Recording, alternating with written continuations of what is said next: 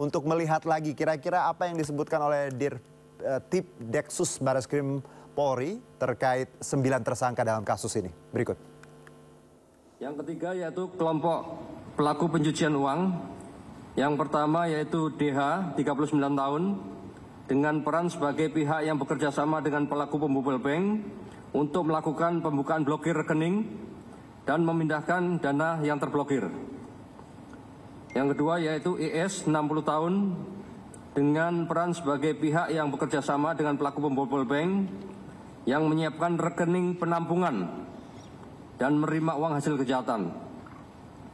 Dari 9 pelaku di atas, terdapat 2 orang tersangka berinisial C dan K serta DH sebagai sindikat jaringan pembobolan dana nasabah yang menargetkan rekening dorman, yang juga terlibat dalam kasus penculikan terhadap Kepala Cabang Bank BRI, Cabang Cempaka Putih, berinisial MIP, yang saat ini ditangani oleh Ditreskrim Polda Metro Jaya. Baik, Pak Yunus, Pak Danang, selain bicara mengenai keamanan bank ya, dorman pun dibobol, apalagi yang aktif, plus ini juga pelakunya Pak. Kalau kita lihat efek dominonya terlibat dalam tindak pembunuhan yang Kepala Cabang kemarin. Bagaimana kita melihat masalah yang begitu kompleks ini Pak Yunus? Apa yang harus dilakukan pihak perbankan, juga pemerintah dan polisi? Mungkin saya ke Pak Yunus terlebih dahulu. Jadi memang selama ini ada dikenal dengan 3 line of defense, 3 lapis pertahanan bank untuk mengamankan transaksinya. Jadi para yang melakukan transaksi ya, makernya, ada checker di atas yang mengecek, ada atasan yang terakhir yang menyetujui. Tapi kelihatannya kalau orang dalam bermain ya akan tembus juga. Baik. Nah sekarang ada pendekatan yang namanya GRC. Dilihat penerapan dari good corporate governance ya, risk management dan compliance. Jadi ini combined assurance ya. Jadi tidak cukup hanya dari sudut governance saja.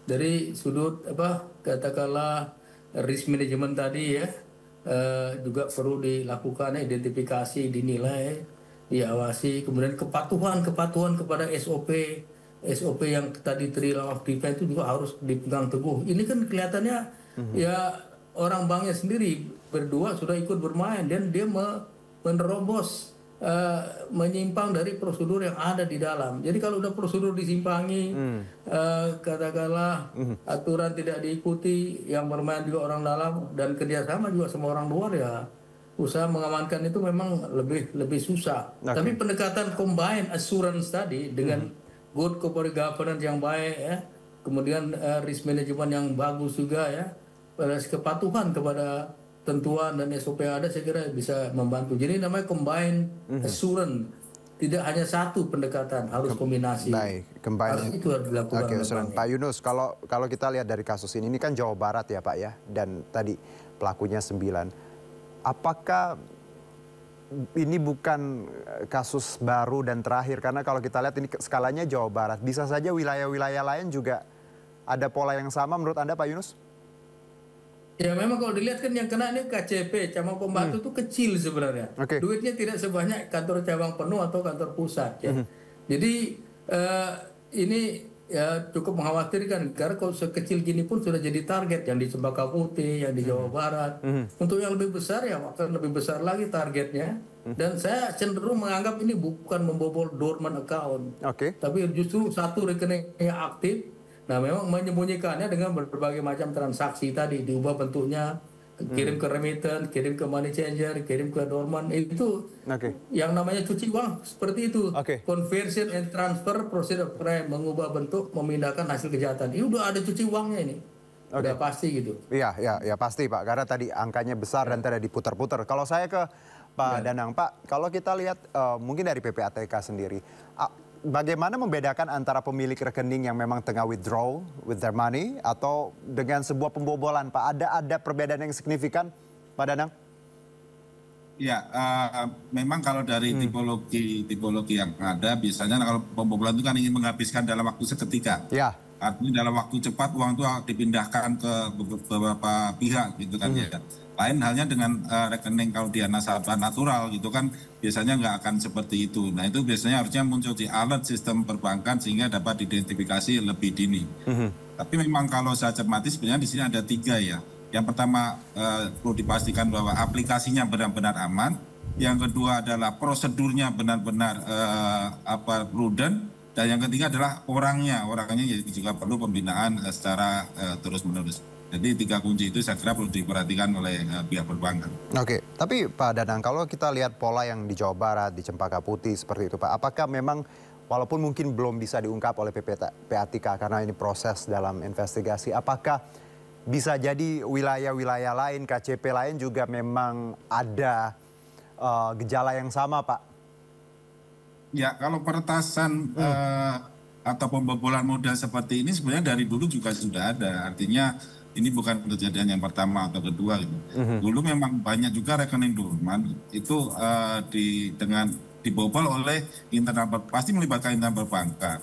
Nah, ada juga memang pembobolannya sistemnya bukan seperti ini, tapi meretas sistemnya itu juga ada. Jadi memang berbagai macam cara gitu kan ya yang dilakukan oleh pelaku tindak pidana untuk istilahnya menikmati uang dari nasabah ini. Saya kira demikian.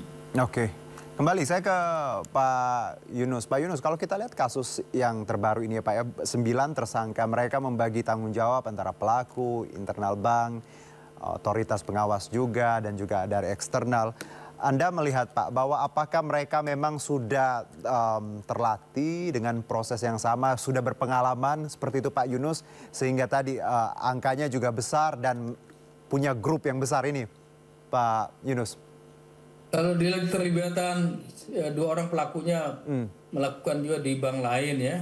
Kemudian lihat cara kerja dia melibatkan orang dalam, orang luar. Ada juga katakanlah sebagian juga ahli IT misalnya dalam kasus yang Cempaka Putih ya. Ini seperti kerjanya organized crime. Dia sudah merencanakan. Pasti dia pernah bertemu, berkomunikasi, ada frekuensi yang sama di antara mereka. Jadi dalam bahasa hukum tuh ini penyertaan. Jadi rame-rame. Bukan saja orang dalam tapi orang luar yang sudah terorganisir dengan baik. Jadi ini termasuk yang direncanakan kalau menurut saya. Bukan seketika saja terjadi, bukan. Pasti perencanaannya baik apalagi melibatkan sekian banyak pihak gitu. Baik. Pasti well plan lah ya Pak ya. Tidak secara tiba-tiba dan kebetulan kenal gitu ya Pak ya. Baik. Pak Yunus, Pak Danang, terima kasih banyak atas waktunya. Semangat terus kita untuk perbaikan di industri perbankan, ya trust juga publik. Karena kita tahu tadi tidak hanya dorman, uang-uang rakyat yang kecil juga Pak. Ya juga sering jadi korban ya Pak. Terima kasih Pak Yunus dan juga Pak Danang, sehat-sehat, selamat beraktivitas kembali. Terima kasih, semoga tetap sehat, semangat. Penutupan gerbang tol menjadi biang kemacetan horor di Jakarta. Tetap bersama kami di Sindu Sore.